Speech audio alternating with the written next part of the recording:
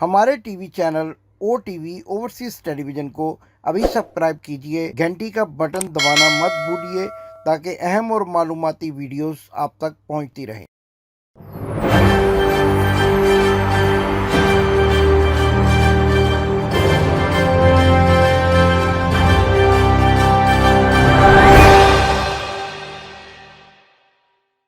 बिस्मिल्लाहिर्रहमानिर्रहीम। नाजरीन, मैं हूं आपका मेज़बान इमदाद हुसैन शहजाद अपने व्लॉग लंदन टॉक के साथ आपकी खिदमत में एक बार फिर हाजिर हूं।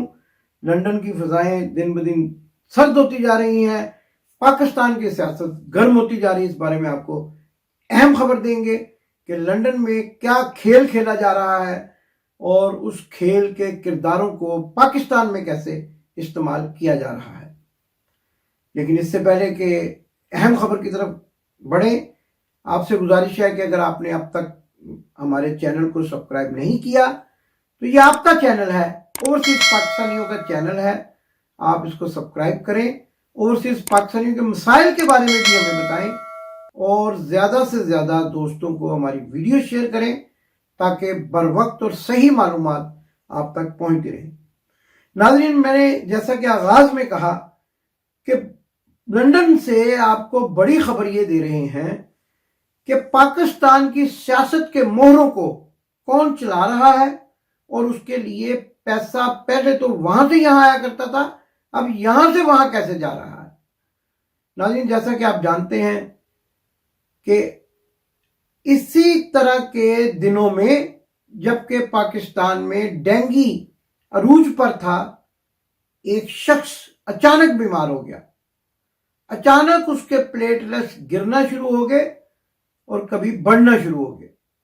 हालत दीदनी थी, यूं लगता था कि शायद कुछ ही अरसा जिंदा रह सके और प्रोपेगेंडा भी ऐसा ही किया गया।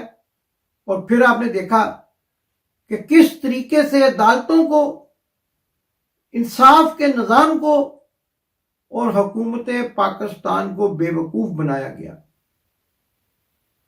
एक अजीबोगरीब शक्ल का डॉक्टर उस मरीज के साथ एयर एम्बुलेंस में बैठकर छलांगे मारता हुआ और मरीज अंगूर खाता हुआ लंदन लैंड हो गए।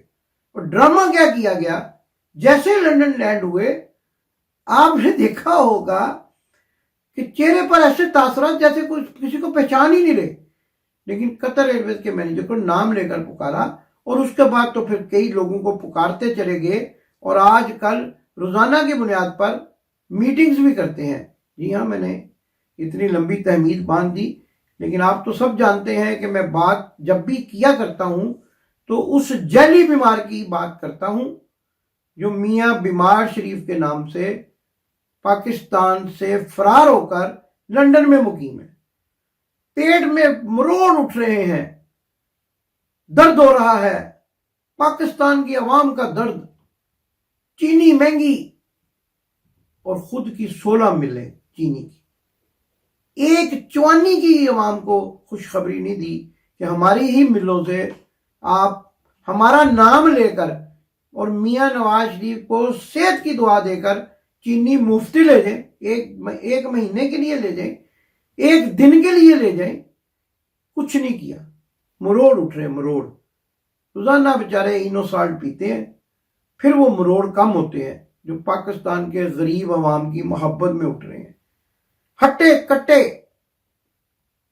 मजीद हट्टे और मजीद कट्टे होते जा रहे हैं, कट्टे की शक्ल अख्तियार करते जा रहे हैं।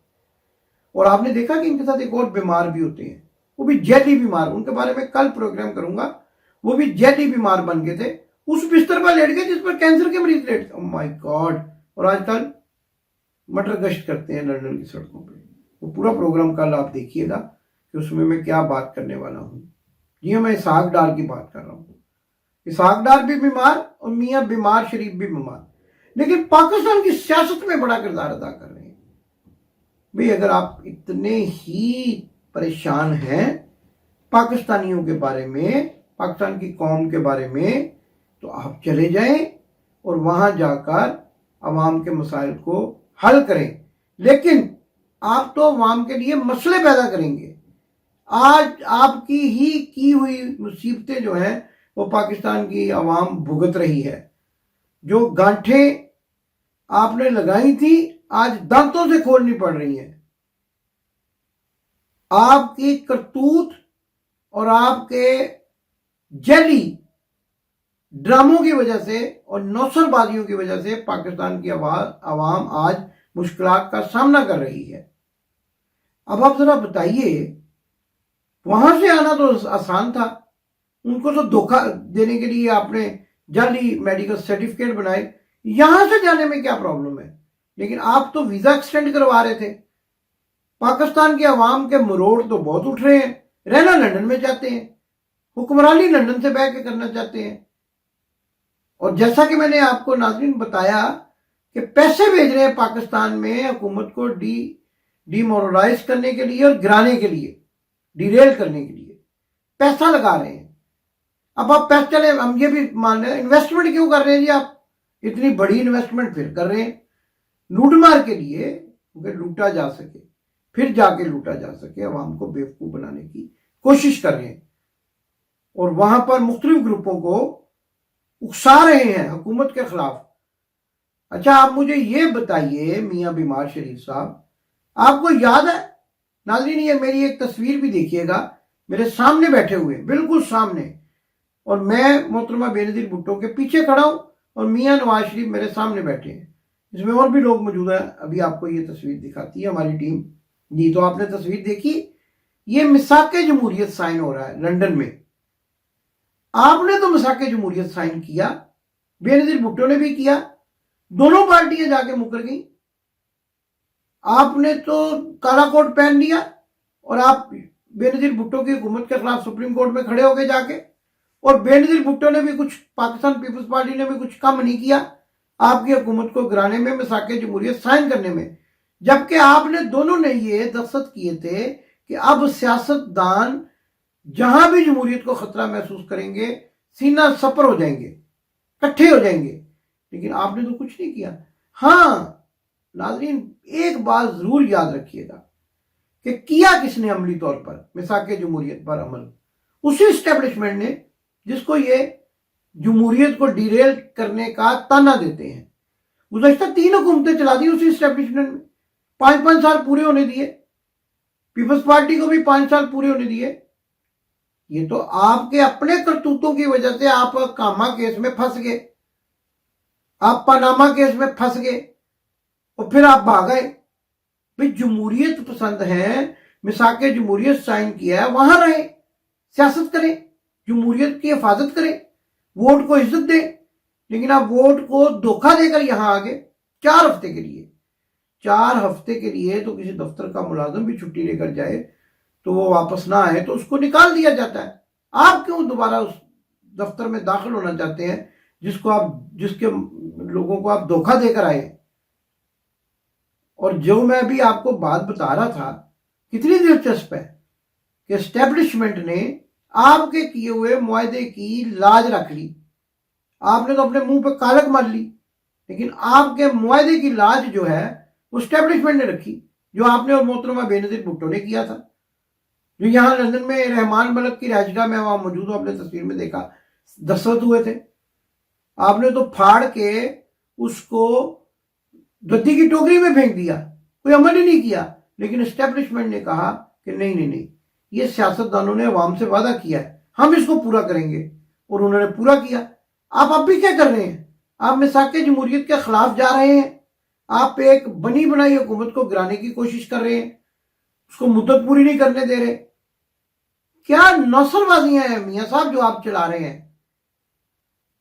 आपसे तो अच्छे बाटी दरबार चौक में जेली इस्त्री बेचने वाले, जेली सांडे का तेल बेचने वाले लोग हैं, जो लोगों को बेवकूफ तो नहीं बनाते, अपनी प्रोडक्ट बेचने के लिए अपनी जबान का इस्तेमाल करते हैं, लेकिन कोई जेली चीज नहीं देते।